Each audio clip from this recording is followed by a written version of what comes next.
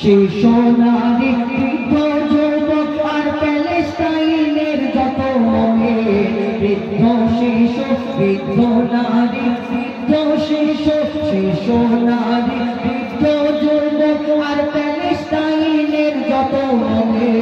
ইহুদিদের বিরুদ্ধে যুদ্ধ করছে বন্দুকের সামনে রাত আর দিন ইহুদিদের বিরুদ্ধে যুদ্ধ করছে বন্দুকের সামনে রাত আর দিন জান্নাতবাসী কেমন হবে জান্নাতবাসী কেমন হবে যদি দুনিয়ায় তোমরা দেখতে চাও প্যালেস্টাইনে মুসলমানদের দুই চোখ ভরে দেখে নাও প্যালেস্টাইনে মুসলমানদের দুই চোখ ভরে দেখে নাও হাসি মুখে ফাঁসি চলে নেয় হাসি মুখে শহীদ হয়ে যায় গুলি খেয়ে তারা বুকে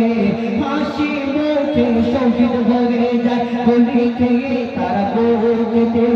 লা ইলাহা ইল্লাল্লাহ কলমা থাকে তাদের মুখে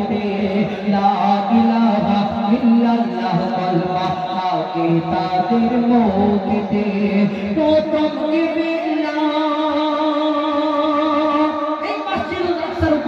যখন অ্যাটাক করা হয় কত মানুষ মনে করে মসজিদুল আকসাকে নাকি দখল করে নেবে ইহুদিরা মনে করে যেমন আমরা জানি ইমাম মেহেদী আসবে ঈসা আলাইহিস সালাম আসবে মুসলমানদের জয় হবে ইনশাআল্লাহ সেই রূপ ইহুদিরা মনে করে এই দুনিয়াতে দাজ্জাল যখন দুনিয়ার মধ্যে আসবে তখন এই দাজ্জাল আসার পরে ওই মুসলমানদের শেষ করে দেবে মসজিদুল আকসা ওরা দখল করে নেবে এটাই ওরা ভেবে দেখে এবং ওইটাই ভাবে কিন্তু আমার নবী 1400 বছর আগে এই মসজিদুল আকসা সম্পর্কে তিনিও ভবিষ্যবাণী করে গেছে যেমন কাবা শরীফ অন্য জনদের হাতে ছিল সর্বপ্রথম ইব্রাহিম নবী আদম নবীর যুগে যে কাবাকে গড়া হলো আর ওই নূহ নবীর সময় কাবাকে তুলে নেওয়া হলো এবং ইব্রাহিম নবীর দ্বারা যে কাবাকে গড়ানো হলো সেই কাবা শরীফ ওই মূর্তি ভর্তি হয়ে গেল আর তারপরে আমার নবী আসার পরে আবার কাবা আমাদের দখলে হয়ে গেল যেমন কাবা এই দুনিয়াতে অন্য জনদের দখলে ছিল কাবা শরীফ আমাদের ছিল আছে থাকবে তেমন এই মসজিদুল আকসাও আমাদের ছিল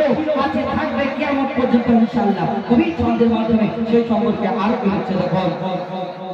আমার নবী ভবিষ্যবাণী আমার নবী ভবিষ্যবাণী আমার নবী ভবিষ্যবাণী হরফে হরফে মিলে যায় ইহুদি জাতি দখল নেবে জোর করে মসজিদে আকসায় এই মসজিদ উদ্ধার করিতে দীর্ঘদিন ধরে যুদ্ধ হবে যত ফিরকা মুসলমানরা এই মসজিদ উদ্ধার অংশ নেবে কাবা শরীফ ও দখল ছিল কাবা শরীফ